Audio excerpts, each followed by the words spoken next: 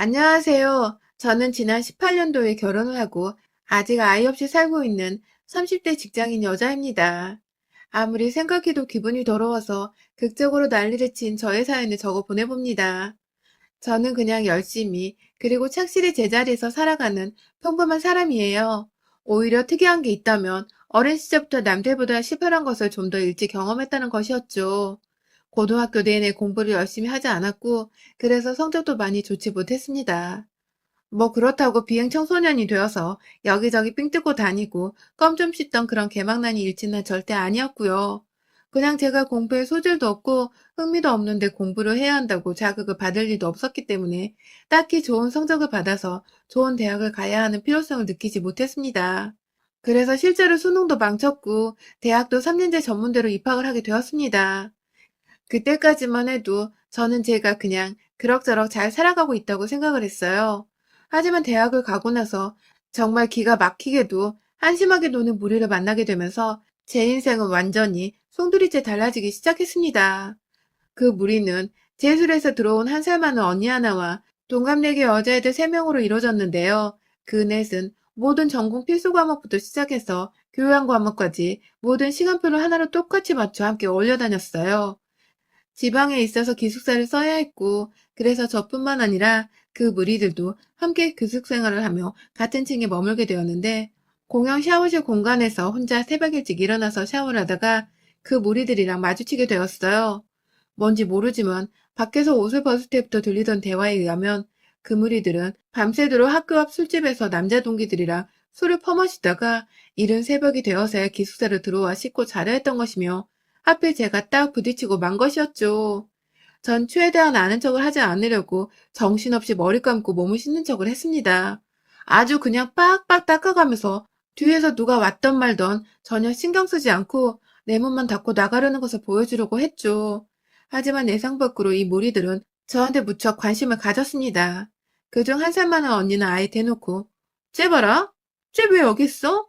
라면서 이 시간에 샤워를 하는 게 왜 우리 말고 하나 더 있냐며 다가와 제가 누군지를 보려고 했고 그제서야 제가 인기척을 들은 척하면서 놀라 쳐다보니 덩달아 놀라면서 왜 네가 놀라고 지랄이야 아씨 하면서 심장 떨어질 뻔했다며 샤워실 바닥에 앉았죠.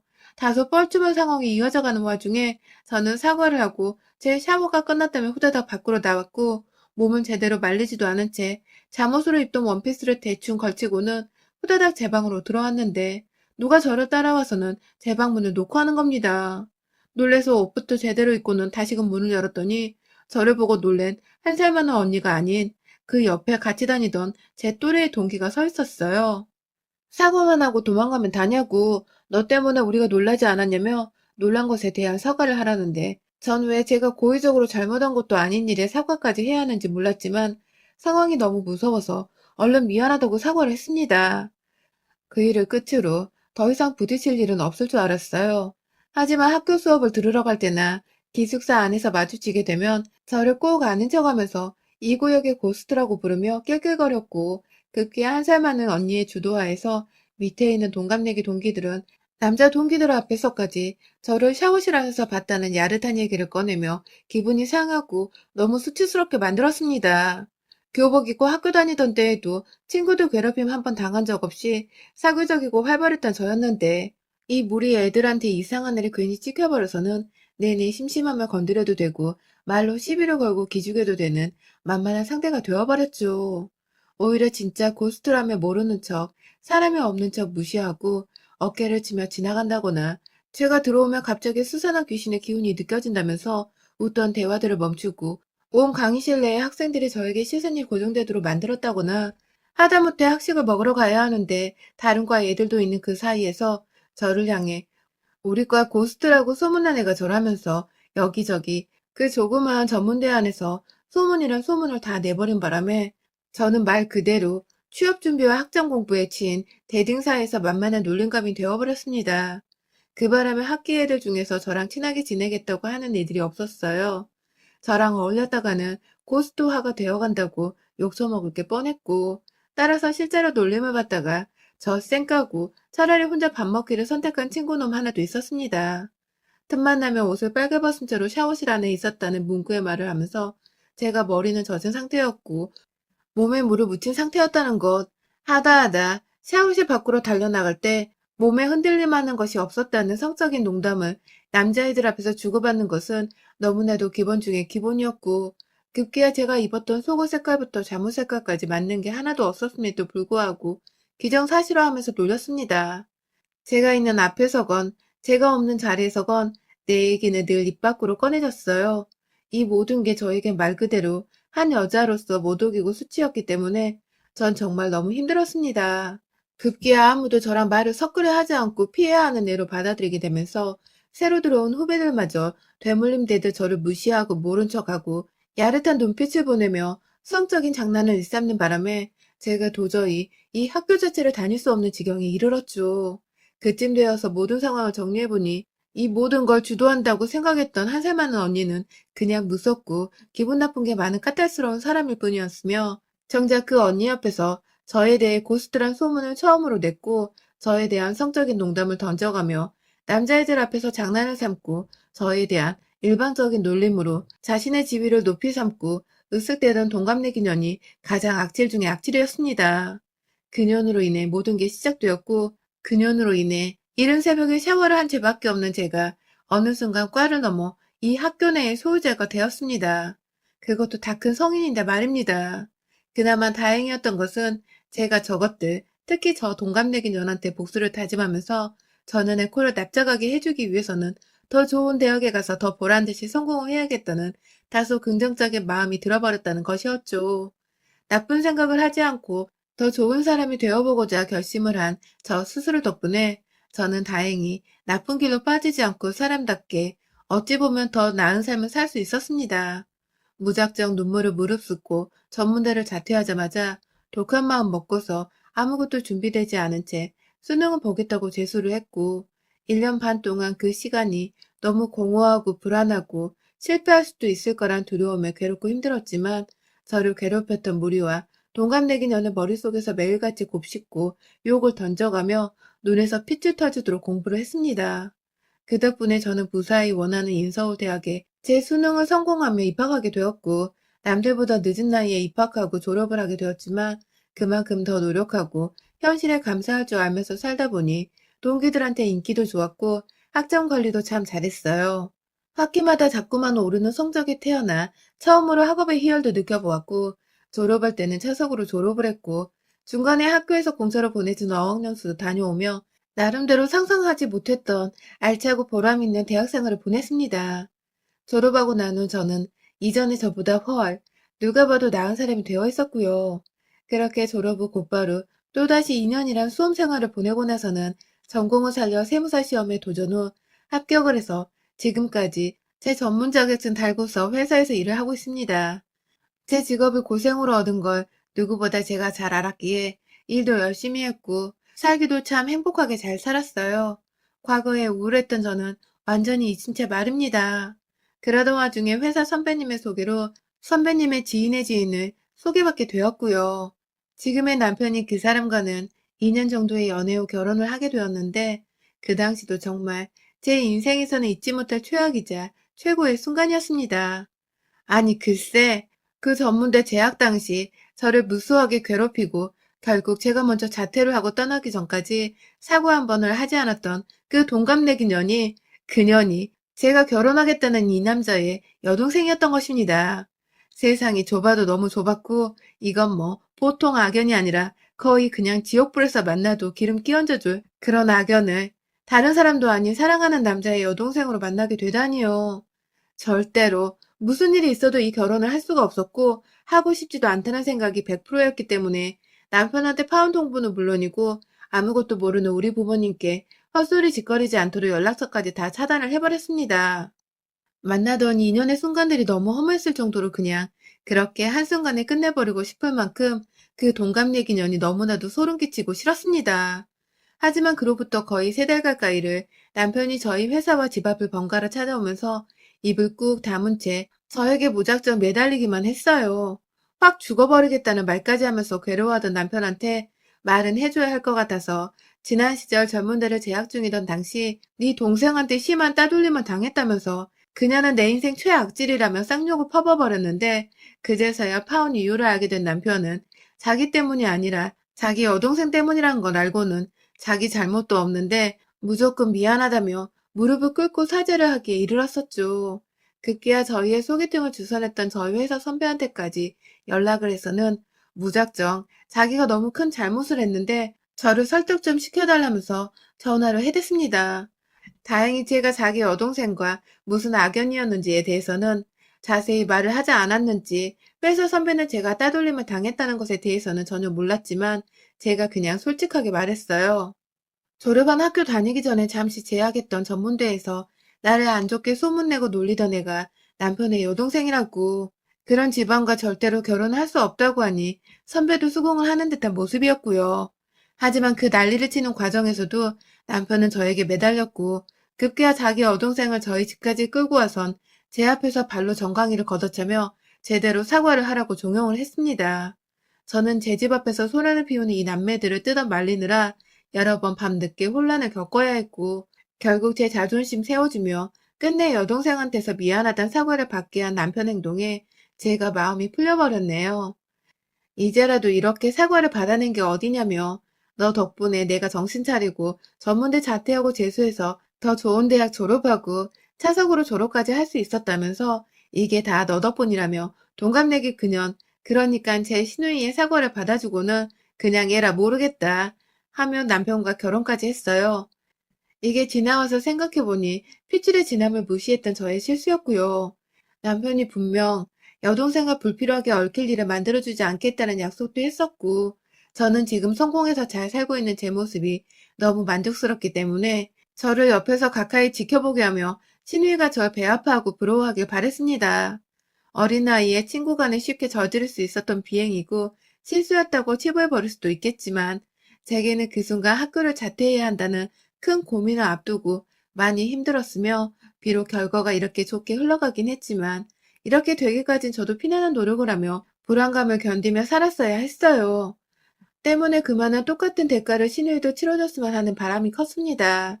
결혼을 하고 나서 조금씩 대화를 하다 보면 알게 된 것은 신우이도 전문대를 졸업하고는 다른 대학으로 편입에 성공했다더군요.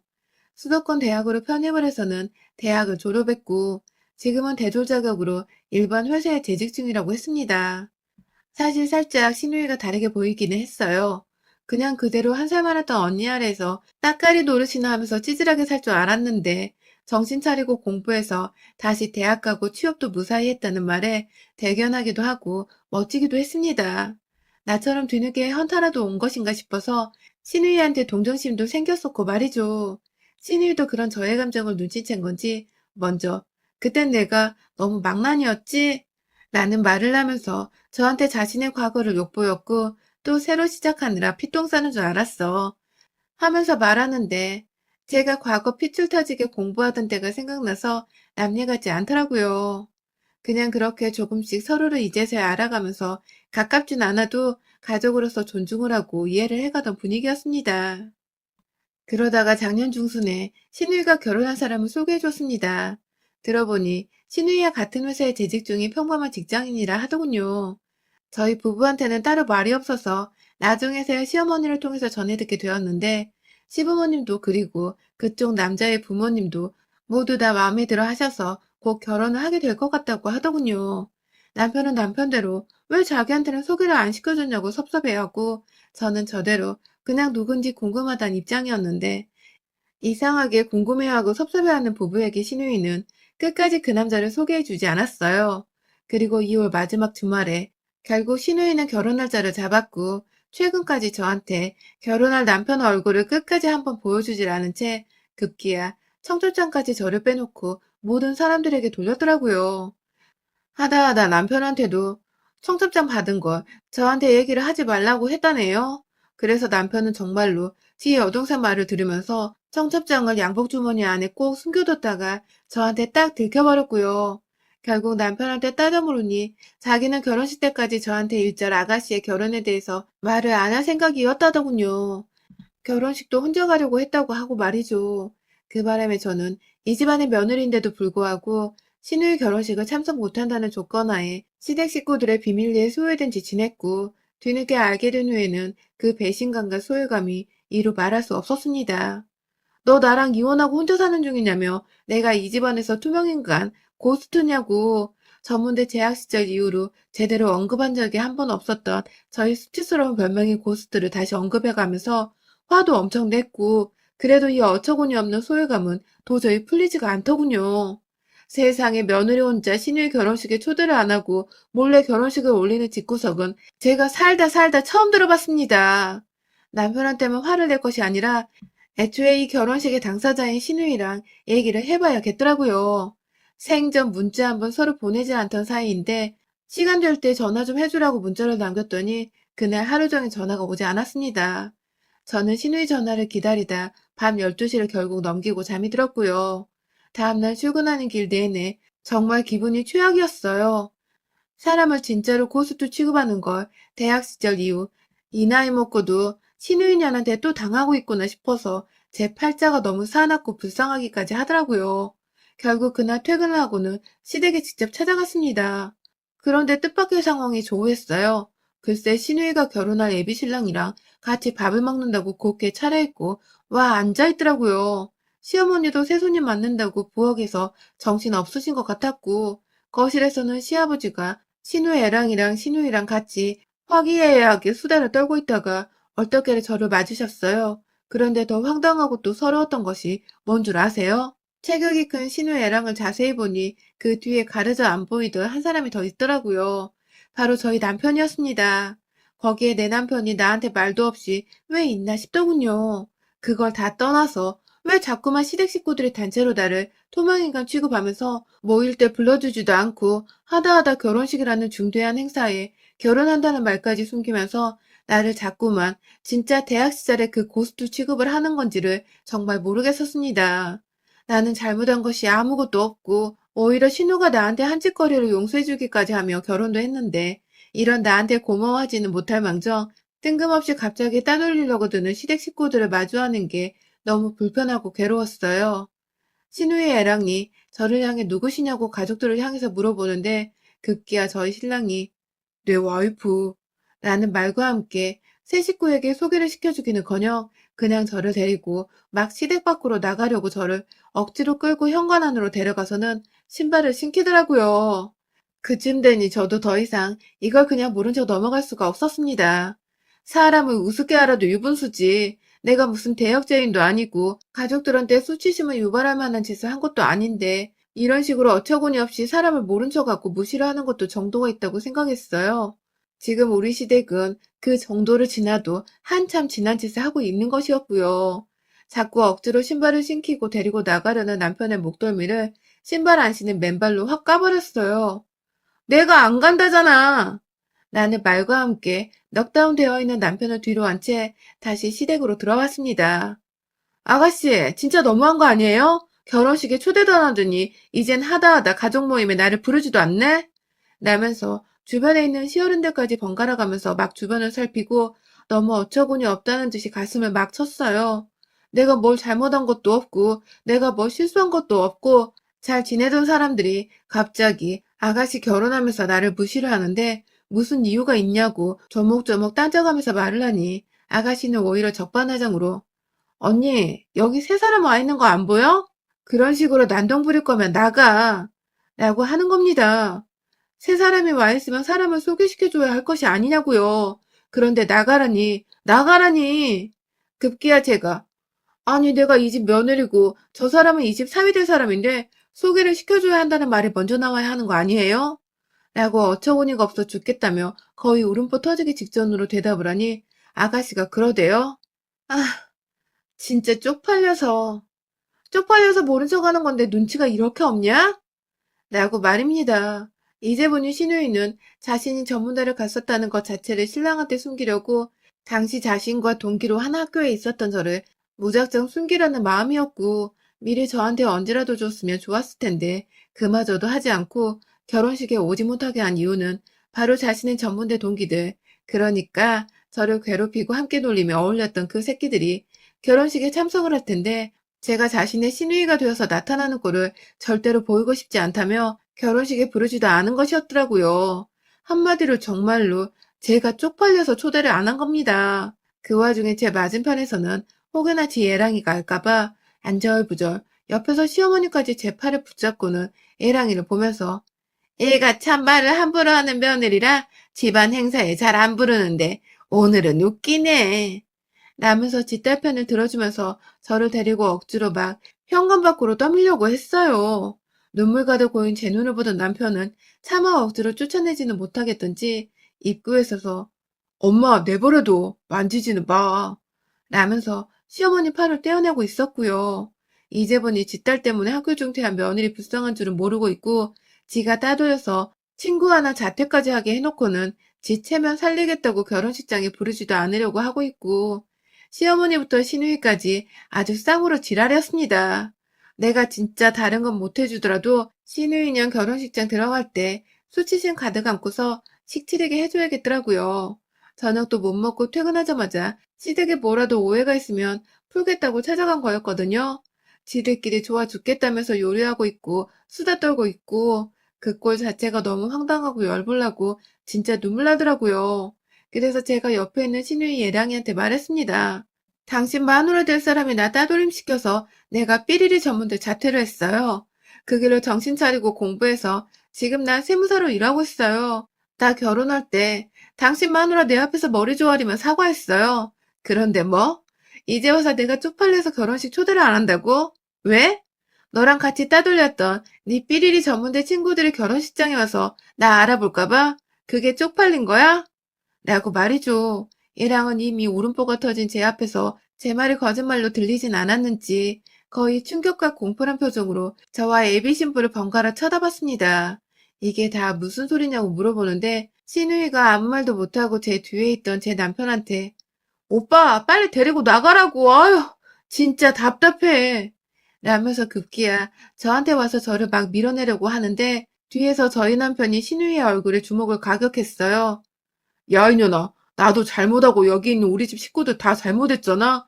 넌 미안하단 말부터 먼저 해야 하는 거 아니야? 라면서 결혼하는 자기 동생 편을 어떻게든 들어주려다가 울고 있는 마누라 얼굴을 보니 이게 아니다 싶었는지 저를 쫓아내겠다고 달려든 지 동생의 눈두덩이를 주먹으로 확 내리쳐버린 것입니다.